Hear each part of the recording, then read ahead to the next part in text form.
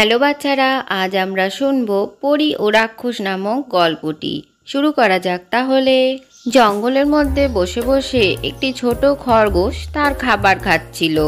দূর থেকে একটি দুষ্টু শিয়াল তাকে দেখতে পায় আর বলতে থাকে, আরে আজ তো দারুণ মজা হবে, এটাকে খেয়ে মনে তো খুব আনন্দ হবে।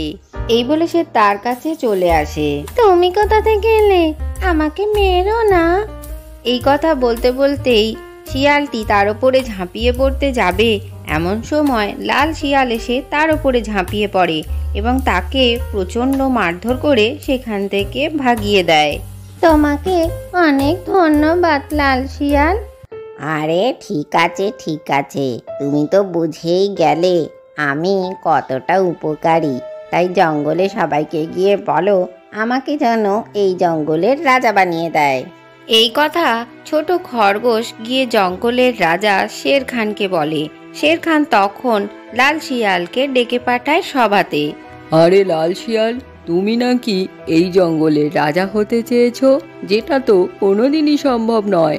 আর তুমি যদি রাজা হতে চাও তাহলে তোমাকে আমাকে যুদ্ধ করে হারাতে হবে। তাছাড়া এই জঙ্গলে যখন ওই দৈত্য পুরোই দখল করে নিয়েছিল, তখন আমি আর পরী মিলেই ওই দৈত্যকে গুহার মধ্যে বন্ধ করে রেখেছিলাম। তাই তুমি এই জঙ্গলে থাকো আর নিজের বীরত্ব দেখাতে থাকো। সিংহ রাজার এই কথাটা শিয়ালের মোটেই পছন্দ হয় না। সে সেখান থেকে চলে যায় আর প্রথমে গিয়ে পৌঁছায় সে গুহার কাছে। আরে দৈত্য, তুমি কি এই গুহার মধ্যেই আছো নাকি? হ্যাঁ, আমি তো এই গুহার মধ্যেই আটকে আছি। আরে আমি তো জানি যে এই জঙ্গলে মোট 10টা পশু 10 দিনে খেতে পারলে তুমি এখান থেকে মুক্তি পাবে। আমি তোমাকে 10 দিনে 10টা পশু এনে দেব। তার বদলে তোমাকে আমার একটা কাজ করতে হবে। কি কাজ? তুমি আমাকে এমন শক্তি দেবে যাতে আমি সিংহ রাজাকে যুদ্ধে হারিয়ে এই জঙ্গলের রাজা হতে পারি। ঠিক আছে, তাই হবে। এরপর রাক্ষস লাল রশ্মি দিয়ে শিয়ালের শক্তি বাড়িয়ে দেয়। তারপর শিয়াল হাঁটতে হাঁটতে শের খানের কাছে চলে আসে। আরে শের খান, আজ আমি তোমাকে হারাতে এসেছি। আরে তোমার মাথা তো ঠিক আছে? হ্যাঁ, সব ঠিক আছে। এবার দেখো আমি তোমার কি হাল করি। এই বলে লাল শিয়াল শের খানের ওপরে লাফিয়ে পড়ে আর তার অনেক শক্তি হওয়াতে শের খানকে সে যুদ্ধে হারিয়ে দেয়। শের খান, তুমি আমার কাছে হেরে গেছো। এবার তুমি জঙ্গল থেকে চলে যাও, আমি এই জঙ্গলের রাজা হব। যুদ্ধে হেরে যাওয়ার জন্য শের খানকে সেই জঙ্গল ছেড়ে চলে যেতে হয়। এদিকে শিয়াল তো এতে মহা খুশি। সে জঙ্গলের রাজা হয়ে বসে আর জঙ্গলের বিভিন্ন প্রাণীকে সে ধরে আর মারতে থাকে আর সেগুলোকে নিয়ে গিয়ে সেই রাক্ষসের কাছে দিয়ে আসে। একদিন শের খান যখন জঙ্গলে ঘুরছিল, তার সাথে পরীর দেখা হয়ে যায়। আরে শের খান, তুমি এই জঙ্গলে এভাবে ঘুরে বেড়াচ্ছ যে? এরপর শের খান লাল শিয়ালের সমস্ত কথা পরীকে জানায়।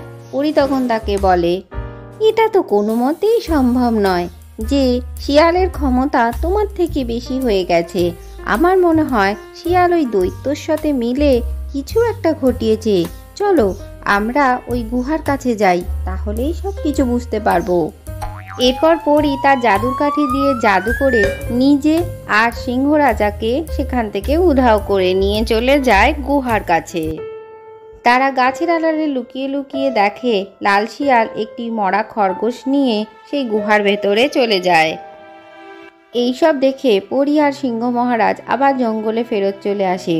পরী তাকে বলে, দেখেছো ওই লাল শিয়াল কোথা থেকে এত শক্তি পেয়েছে তোমাকে হারাবার মতো? ঠিক আছে, তুমি চিন্তা করো না, যাও লাল শিয়ালের সাথে দেখা করে তার সাথে যুদ্ধ করো, আমি তোমার পাশে আছি।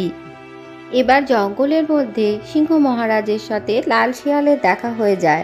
লাল শিয়াল তাকে বলে, আরে সিংহ, তুমি এখানে? তুমি আমার কাছে হেরে গিয়েও লজ্জা হয়নি নাকি আবার আমার সামনে এসেছো?